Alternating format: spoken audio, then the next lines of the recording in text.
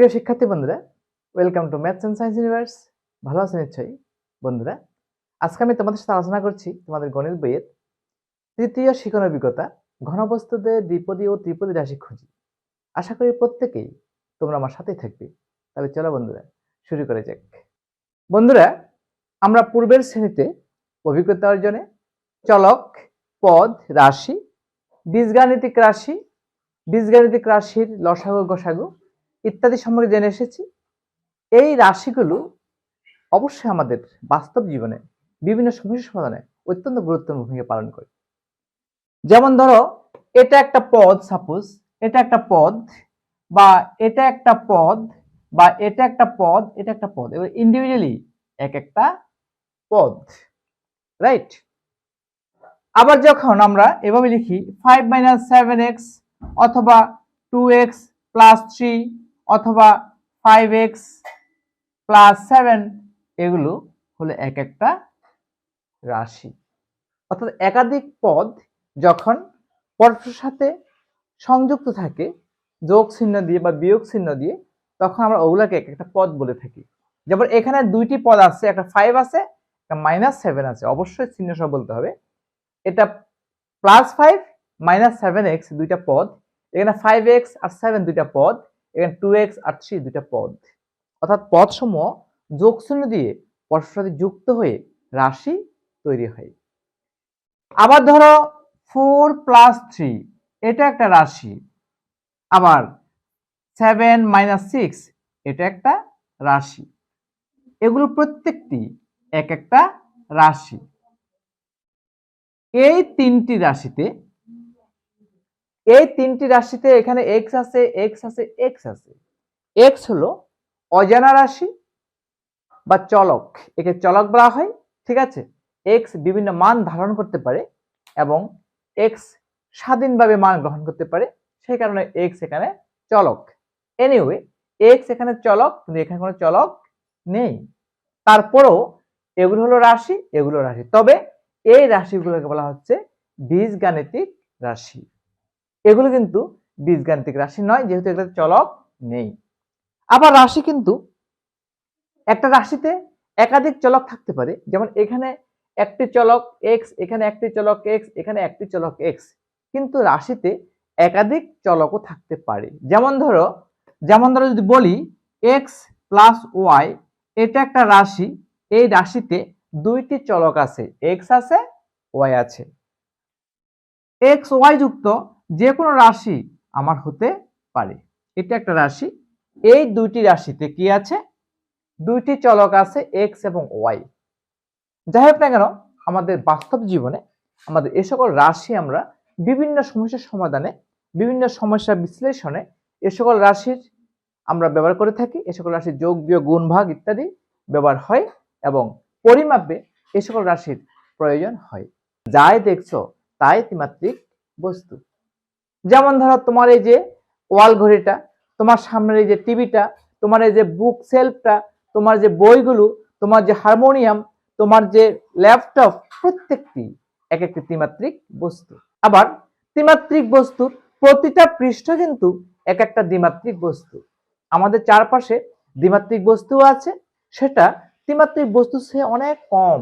যেমন ধরো, একটি ইটের পৃষ্ঠ, একটি ঘরের মেঝে, একটি ঘরের দেয়ালের পৃষ্ঠ, এগুলো এক একটি দ্বিমাত্রিক বস্তু।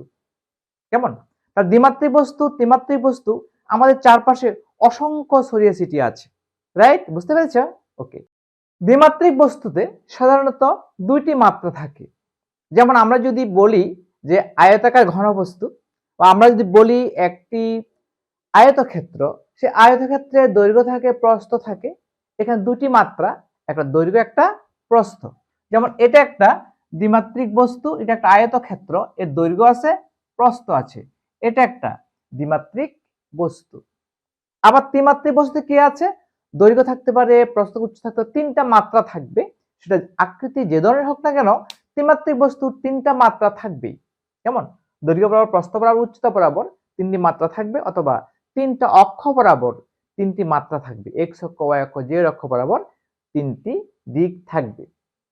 যেমন ধর আমি যদি বলি এটা একটা ত্রিমাত্রিক বস্তু, তাই না? এটা একটা ত্রিমাত্রিক বস্তু। এই যে বক্সটা আমি আঁকলাম, এটা একটা ত্রিমাত্রিক বস্তু, কারণ এখানে দৈর্ঘ্য আছে, প্রস্থ আছে, উচ্চতা আছে। দৈর্ঘ্য আছে, প্রস্থ আছে, উচ্চতা আছে। এটা একটা ত্রিমাত্রিক বস্তু। এই ধরনের ত্রিমাত্রিক বস্তু আমাদের চারপাশে অসংখ্য আছে। এটা হলো আয়তাকার ঘনবস্তু। কেমন? আয়তাকার ঘনবস্তু যখন দৈর্ঘ্য, প্রস্থ, উচ্চতা ভিন্ন ভিন্ন হবে, তখন আমরা সেগুলোকে বলি আয়তাকার ঘনবস্তু। যখন দৈর্ঘ্য, প্রস্থ, উচ্চতা একই হবে, তখন সেগুলোকে আমরা বলি ঘনক। তোমরা নিশ্চয়ই রুবিক্স কিউব দেখেছো, সেটা একটা ঘনক। বুঝতে পেরেছো? আমরা যে লুডো খেলি, সেই লুডো খেলার যে ডাইসটা আছে সেটা একটা ঘনক। বুঝতে পারছো? যে তোমার সাদা যে গুটিটা আছে সেটা একটা ঘনক, রুবিক্স কিউব একটা ঘনক। এ ধরনের অসংখ্য ঘনক আমাদের চারপাশে আছে। বুঝতে পেরেছো? ওকে।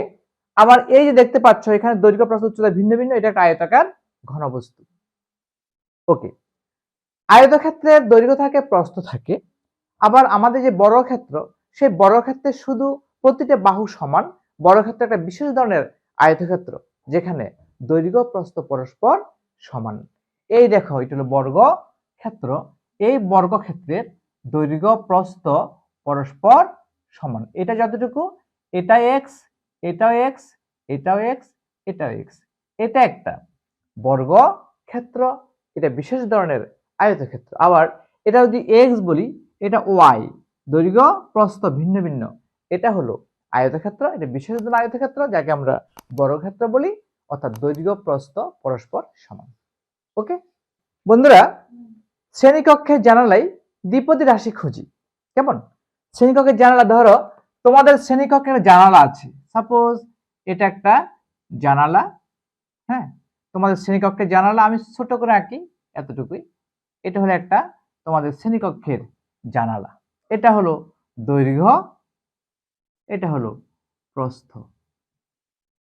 তোমাদের শ্রেণীকক্ষের জানালা নিচে আছে, তোমাদের শ্রেণীকক্ষের জানালার দৈর্ঘ্য আছে, প্রস্থ আছে। কেমন? তো এখন দেখো, দৈর্ঘ্য ধরো, জানালার দৈর্ঘ্য কতটুকু? দৈর্ঘ্য ধরো তোমার, আমি যদি বলি 5 একক, দৈর্ঘ্য 5 একক, জানালার দৈর্ঘ্য 5 একক। আর প্রস্থ ধরো 3 একক। এখন আমি একক লিখলাম এই কারণে, এটা এককটা বিভিন্ন তোমার একক হতে পারে, ফুট হতে পারে, গজ হতে পারে, ইঞ্চি হতে পারে, তোমার মিটার হতে পারে, ইত্যাদি হতে পারে। তো আমি এখানে 5 একক, ধরো আমি 5 এককে আমি 5 ফুট লিখতে পারি, ধরো ফুট, 5 ফুট। আর এখানে ধরো আমি লিখলাম 3 ফুট, 3 ফুট। অর্থাৎ তোমাদের শ্রেণীকক্ষের জানালার দৈর্ঘ্য 5 ফুট, প্রস্থ 3 ফুট। এখন আমি লিখতে পারি যে প্রস্থ সমান দৈর্ঘ্য সমান লিখতে পারি, প্রস্থ সমান আমি লিখতে পারি দৈর্ঘ্য মাইনাস 2 ফুট। দৈর্ঘ্য থেকে 2 ফুট বিয়োগ করলে প্রস্থ পাওয়া যাবে। দৈর্ঘ্য সমান লিখতে পারি, দৈর্ঘ্য সমান লিখতে পারি প্রস্থ প্লাস 2 ফুট। প্রস্থের সাথে 2 ফুট যোগ করলে আমি কি পাবো? দৈর্ঘ্য পাবো। ঠিক আছে? এই যে তোমার প্রস্থ সমান দৈর্ঘ্য বিয়োগ 2 ফুট, দৈর্ঘ্য সমান প্রস্থ বিয়োগ 2 ফুট, আমি যখন মানগুলো বসাই আমি পাবো এখানে দৈর্ঘ্য কত 5 মাইনাস এখানে কত 2। এখানে পাবো কি, যে প্রস্থ হলো 3, দৈর্ঘ্য হলো 2। তাহলে প্রস্থ হলো তোমার 5 মাইনাস 2 ফুট, আর দৈর্ঘ্য হলো 3 প্লাস 2 ফুট। তাহলে প্রস্থ হলো 3 ফুট, দৈর্ঘ্য হলো 3 প্লাস 2 ফুট। এই যে একটা রাশি, এটা একটা দ্বিপদী রাশি, রাইট? তাহলে আমার দ্বিপদী রাশি আমি এখানে পেয়েছি, যে আমাদের জানালায় দ্বিপদী রাশি পেয়েছি 5 মাইনাস 2 অথবা 3 প্লাস 2। এই জানালাটাতে আমি দ্বিপদী রাশি খুঁজে পেয়েছি 5 মাইনাস 2, 3 প্লাস 2। তবে এই রাশিগুলোর সাথে কিন্তু কোনো চলক নেই। ঠিক আছে? একটা পেলাম 5 মাইনাস 2 আর একটা পেলাম 3 প্লাস 2। এটা একটা দ্বিপদী রাশি, এটাও দ্বিপদী রাশি, এটাও দ্বিপদী রাশি। বন্ধুরা, আমরা এটাকে অন্যভাবে বলতে পারি যে প্রস্থ 3 ফুট, আমরা বলতে পারি দৈর্ঘ্য সমান, এটাও বলতে পারি যে দৈর্ঘ্য সমান 2 গুণ প্রস্থ বিয়োগ 1, 2 গুণ প্রস্থ বিয়োগ 1, যেমন দেখো 2 × 5 3 - 1 = 6 - 1 = 5 ফিট। এখানে ফুট তুমি দিতে পারো, ফুট ফুট ফুট। দৈর্ঘ্য সমান 2 গুণ প্রস্থ বিয়োগ 1 ফুট, এখানে ফুট হবে 2 গুণ প্রস্থ বিয়োগ 1 ফুট, 2 গুণ 3 বিয়োগ 1 ফুট = 6 - 1 ফুট = 5 ফুট। ঠিক আছে, অর্থাৎ দৈর্ঘ্য সমান 6 - 1 ফুট দেওয়া যেতে পারে। 6 - 1 এটা একটা দ্বিপদী রাশি। ঠিক আছে, ওকে বন্ধুরা, এই দ্বিপদী সংখ্যা রাশি থেকে কিভাবে আমরা দ্বিপদী বীজগাণিতিক রাশি আমরা পেতে পারি সেটা এখন আমরা একটু দেখব। আমরা লিখেছি যে দৈর্ঘ্য সমান প্রস্থ যোগ 2 ফুট। আমার যদি এখানে প্রস্থ যদি আমার ধরে নিই, যে যদি বলা থাকে যে দৈর্ঘ্য প্রস্থের চেয়ে 2 ফুট বেশি, প্রস্থর মান কত, আমি প্রস্থ যদি x ফুট ধরি, আমি প্রস্থকে যদি x ফুট ধরি, ধরো দৈর্ঘ্য সমান কি বলা আছে, যে দৈর্ঘ্য সমান প্রস্থ যোগ 2 ফুট, এটা বলা আছে। প্রস্থ যোগ 2, সাপোজ দৈর্ঘ্য সমান প্রস্থ যোগ 2 ফুট, আমি যদি প্রস্থকে যদি x ধরি, x ফুট ধরি, আর এখানে 2 ফুট, তার দৈর্ঘ্য হবে x প্লাস 2 ফুট। যদি আমার প্রস্থটা অজানা রাশি হয়, সে অজানা রাশিটাকে x ধরি, যে আমার একটি আয়তক্ষেত্রের প্রস্থ x ফুট, দৈর্ঘ্য প্রস্থের চেয়ে 2 ফুট বেশি, তাহলে আমার দৈর্ঘ্য হবে x প্লাস 2 ফুট। এই যে x প্লাস 2 ফুট, এটা একটি আমার বীজগাণিতিক রাশি। বুঝতে পারছো? এটা একটা বীজগাণিতিক রাশি, x প্লাস 2 এটা একটা বীজগাণিতিক রাশি। ঠিক একইভাবে আমি যদি বলি যে দৈর্ঘ্য 2 × 3 - 1 ফুট বলা আছে না, যে দৈর্ঘ্য সমান 2 গুণ প্রস্থ বিয়োগ 1। আবার যদি বলা হয় দৈর্ঘ্য সমান যদি বলা হয় দৈর্ঘ্য সমান 2 গুণ প্রস্থ বিয়োগ 1 ফুট, কেমন? যদি এই ধরনের বলা হয়, আমি যদি এখানে প্রস্থকে x ধরি, তার দৈর্ঘ্য হবে 2x - 1 ফুট। তাহলে এটাও আমার একটা বীজগাণিতিক রাশি। বন্ধুরা, আমরা দ্বিমাত্রিক বস্তুতে আমাদের শ্রেণীকক্ষে জানালাই বা দ্বিমাত্রিক বস্তুতে আমরা এভাবে বীজগাণিতিক রাশি খুঁজে পাই, বের করতে পারি চলক ইউজ করে। আমি এখানে প্রস্থকে x ফুট ধরেছি, x হলো একটা চলক। ঠিক আছে, তাহলে আমি প্রস্থকে x ধরেছি, দৈর্ঘ্যকে x ধরা যায়, দৈর্ঘ্যকে x ধরে প্রস্থ কিন্তু বের করা যায়। ঠিক আছে, যে এনিহাউ যাই হোক না কেন, যেভাবে তুমি ধরো না কেন, আমরা এভাবে কিন্তু বীজগাণিতিক রাশির সন্ধান পাই দ্বিমাত্রিক বস্তুতে। বুঝতে পেরেছ? ওকে বন্ধুরা, এই যে বীজগাণিতিক রাশি, এই বীজগাণিতিক রাশিগুলোতে একটি মাত্র চলক আছে, চলক x।